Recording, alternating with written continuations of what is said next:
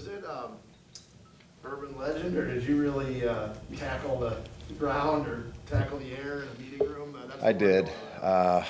Thanks, Jair. Yeah, we were just talking about, we talk about, our physical mantra that we preach every single day. We talk about destroying blocks. We talk about tackling. We talk about taking the ball away. And when I was going through that, it was in our first meeting, I was specifically talking about tackle and leveraging the ball. And, I was in front of the group, and I got a little carried away. And I was just talking about, making a left shoulder tackle and how you got to roll. And I just, I was going to ask one of the guys to come up, and I said, no, I don't want to do that. So I just in the moment, just flailed on the ground and rolled, and I actually hit my freaking elbow on the damn ground, and that hurt. But yeah, so it was but the guys loved it, and it's, I'm a firm believer that, players emulate their coaches, and, if you come to work every day with a consistent energy and a consistent passion, whether it's in front of the group, whether it's on the field, whatever. But yeah, I did that. So just to follow up, was that your first ever meeting with the team, or just the first one at camp? When did this? Oh no, this was just a week and a half ago. It was one of the first few meetings we had of training camp. How do you get your new players to buy into how you coach, like your coaching style? Is that a hard thing to do, or is it progress? Well, with this group, it hasn't. They're a great group of guys. I think we have a nice mix. We don't have we're a pretty young group. I think Z and Preston are our two oldest guys, and what are they going in their 7th or 8th year? So, but we do have a good mix of veterans. We have a good mix of guys that have been around a few years, and they're all into ball. They love football. They're passionate about it. They want to succeed. They want to have success. They want to win. They want to play great team defense. They don't care who gets the credit. So it's been, I don't want to say it's been easy, but they've been a great group to work with so far. And we got a great defensive staff that really is able to get the most out of their unit, get the most out of their rooms. So it's been great. It's really been fun, Joe, has the high energy, has that always been a staple of your style, or is that something that sort of evolved over time with? I'm just, again, I think we got into this one of the first times I talked to you guys. I am really, my biggest thing is I want consistency, and I think consistency starts with me, and with me, with the staff, with me, with the players. Again, hopefully that emulates through the staff, that as coaches they do the same thing with their individual units. I just want to be the same person every single day, and I think I mentioned this before. Nothing's worse in any line of work that we're in when you go to work and you're walking down the hallway approaching a guy and you have no idea on Monday if he's going to be great, and on Tuesday he's going to walk right by you and not say a word. So I try to approach every day exactly the same way, and I think I'm fairly passionate and energetic just by nature and my personality, and the way I coach, the way I come to work every day. It's not a conscious thing. It's just me being me, but I firmly believe, let's be consistent. And let's bring energy, and let's bring, hopefully that translate from a player standpoint to a great effort. And it's something we preach, and hopefully if they feel that from me on a consistent daily basis, then they'll like, oh man, I might not feel like it today, but I got to bring it today. So I just try to be consistent every single day.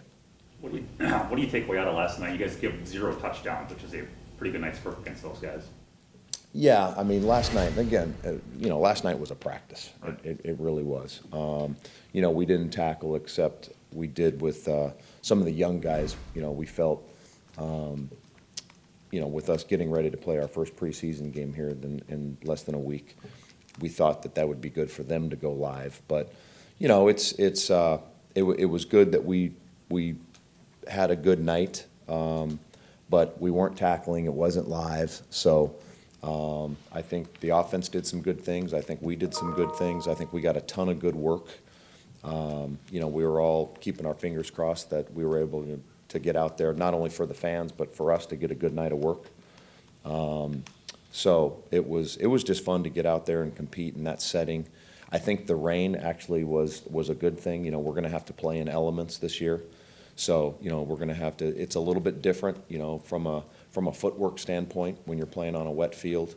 It's a little bit different in making tackles. You know, guys are wet and slippery, obviously, when it's raining. So I think it was good just all around for us to get that work in last night and to get a good practice in the rain. Joe, we've heard from guys saying they feel the communication on the field has been really good. Did you have a way of simplifying that for guys? Because in the past, when it's been like the first year of a new coordinator, new system, we're always hearing about communication breakdowns. Yeah. But that doesn't seem to be the case here. Just wondering, did you do anything to simplify that process? Well, I mean, I think it's just you got to be, you know, repetitive. I think it was a little bit of a benefit this year in the sense that we did get somewhat of a semblance of an off season. You know, we had probably 80% of our guys here for about 5 weeks. You know, back in May and June. So I think that helped in the overall newness of it. But again, it goes back to consistency and just, you know, preaching the same language because it was new. You know, maybe it'd been a coverage concept that, you know, guys had played before, but, you know, what they'd been used to calling apples before, we now call oranges, and they got to consistently get that in their head. So it's been good. You know, I think football is a game that it's the ultimate team sport in the sense that all 11 guys got to be on the same page all the time, and it starts with consistency, and it starts with communication. And it's been good so far, so we're going to keep preaching it, and it's vital that we have that. So it's been good up to this point. Joe, following up on that, I think Adrian came in and said this, and then somebody else did. They said there's a phrase, something about if you're not on the wrong page, as long as you're on the same page.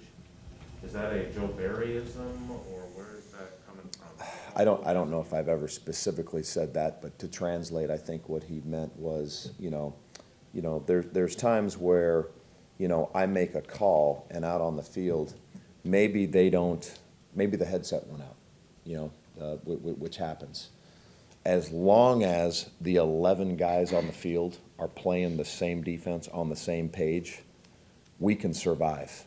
Now what happens is sometimes I make a call, goes through the middle linebacker to the huddle, and, you know, 6 guys hear one thing, the other 5 hear another thing, and then you got 6 guys playing one defense and 5 playing the other. That's disastrous. That's poor communication. That's where breakdowns usually happen. So, you know, I tell the guys all the time, as long as all 11 of us are playing the exact same thing, we can survive the down, and we can play really good defense. So that's probably something that he meant. So how do you feel about a second-year linebacker being your point man in communication in Chris Barnes? Well, Chris is doing a great job, but I don't want to take away, you know, DC coming in here. I would have loved to get him, you know, a little bit earlier in the process, but at least kind of what we were referring to before. D. Campbell I think he got the last 3 OTA days. He was here for that last week. So he was able to at least come into training camp, you know, with a little bit of system knowledge. But, you know, Ty Summers, OB, even, you know, Scuda. I mean, I think all those kids are really doing a good job right now. They're all getting great opportunities. But KB specifically, I'm very happy with where they're at. You know, we're stacking blocks. Obviously, we're barely 2 weeks into it, you know.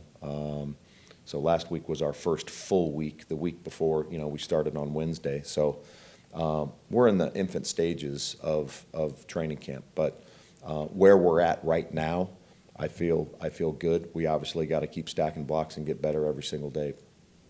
Joe, looking at when you coached Preston Smith back in Washington, he wasn't dropping back nearly as much in coverage there as he was here last year. Have you guys talked about plans for adjustment, or what do you envision for him this year? Well, one thing with, you know, a little bit different, when we are in situations where we have two outside linebackers on the field, you know, a lot of systems have, you know, a strong side and a weak side. A lot of systems have a rush outside backer and a drop outside backer.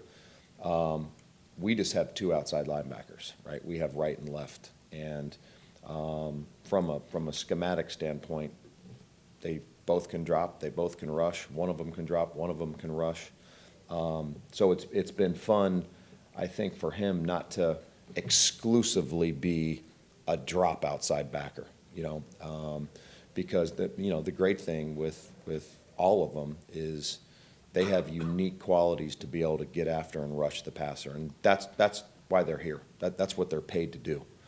You know, but there's going to be times in certain systems and certain calls that we're going to ask them to drop, and they all can do it. They've all done a great job with it, but you know, they're here to get after the quarterback and go forward, and we're going to make sure they're doing that a lot. From a skill set standpoint, what do you like about Adrian Amos playing? Say that again. Sorry, from a skill set standpoint, Yeah. What do you like about Adrian Amos playing close to the line of scrimmage? Well, you know, I think the number one thing with that position, both with Adrian and D Savage, is that, you know, those guys, we use a term, they drive the bus. You know, those guys got to control everything. You know, they are mission control, at least from the back end. So when you get a sharp guy that's played a lot of football, like Adrian has, you just feel comfortable that, you know, and we have two of them in both Darnell and Adrian. So it's nice that you kind of have that guy as your quarterback of the back end from a communication standpoint. So Adrian's played a lot of football. He's very savvy. You know, there's not much in his career that he hasn't seen or hasn't experienced. So I think that he brings a lot to the table from that standpoint. Joe, you have a lot of guys from last year's staff. Are you incorporating any of the things that they did? For instance, moving Jobariaism Smith around, you know, or rushing through the middle, bringing Amos, you know, up to the line. Are some of those things? No, I mean, it's you know, the thing that's hard with that, and you're right, I mean, exclusively, we have the entire staff here. You know, we kept everybody here because they're great coaches and they do a great job.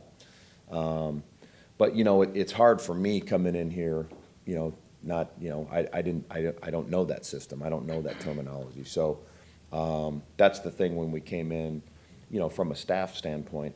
I think I talked about this the first time I talked to you guys. That's really the hardest thing that you have to work through, and that's what you have the off season for. That's what we did, you know, the entire month of February, March, and April, is, you know, just getting the communication part of it, because for us to be able to communicate to our players, we as a staff have to be on the same page. So there was a lot of communication, terminology, things that we had to transfer over. And as I said, you know, in simplest form, it might have been the same thing, but, you know, what they'd been used to calling apples, we now call oranges. And those are the things that you got to work through. We did. We have to get on the same page. And then when the players come back in May, then bam, we get them going. So it's been a great process. It's been a lot of fun.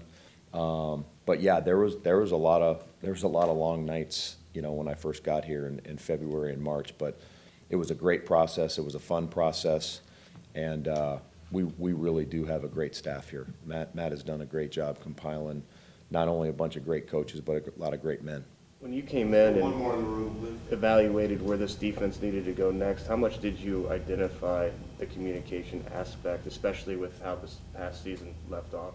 Oh, yeah. I mean, I think football in general, you know, as I mentioned before, football's the ultimate team sport. And you can have 8, 9, 10 guys on the same page. And if, you know, 1 or 2 guys are off, man, that can bite you. So I think, and that goes for every phase of football, whether you're talking offense, defense, special teams. all 11 guys have to be on the exact same page all the time. And it starts with communication, you know, because especially in defensive football, in today's football, there's a lot of stuff you have to defend with what these offenses are doing, just from personnel standpoint, matchup standpoints, but all the movement that takes place pre-snap, and it all comes down to communication. So, but that's what you have training camp for. That's what we're doing right now, every single day for 15 hours a day. So when we do get into that 3-hour period every Sunday, we can execute. So it's been fun, but like I said, it's a process. Love where we're at right now. We got to keep stacking blocks and getting better every day. All right, let's finish up. We got one for Zoom. Sarah, go ahead. Yep, just one. Steve McCarty. I was wondering, you talked about your energy. You said your energy isn't necessarily a conscious effort, but I was wondering from your own playing career, playing in college, was there any coach or somebody who kind of had possessed that same kind of energy that made you thrive or anything like that? Yeah, I mean, that's a great question. And I mean, I could stand here and I've been very, very fortunate. I grew up a son of a coach.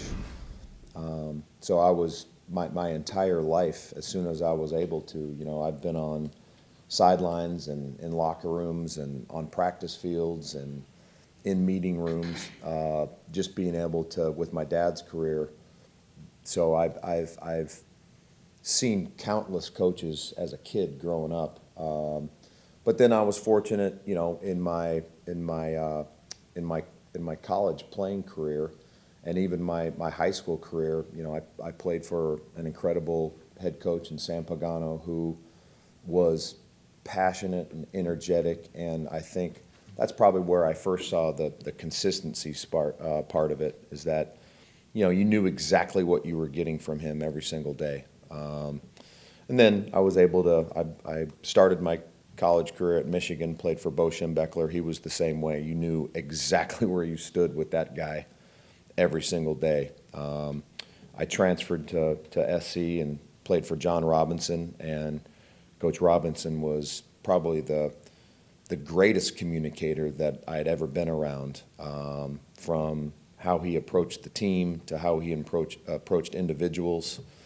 So those guys had huge impact on me from a young age. And then just in my coaching career, the Steve Mariucci's of the world, the Tony Dungy's of the world, the John Gruden's of the world.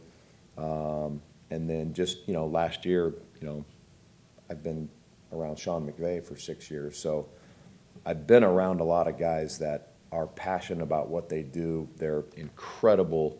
They're able to communicate very well. So I think like I said, from my high school years all the way through my playing career, through my coaching career, I've been fortunate to be around an incredible group of players, or incredible group of coaches, and I think that naturally rubs off on you. So it's, I know that was long-winded, but it was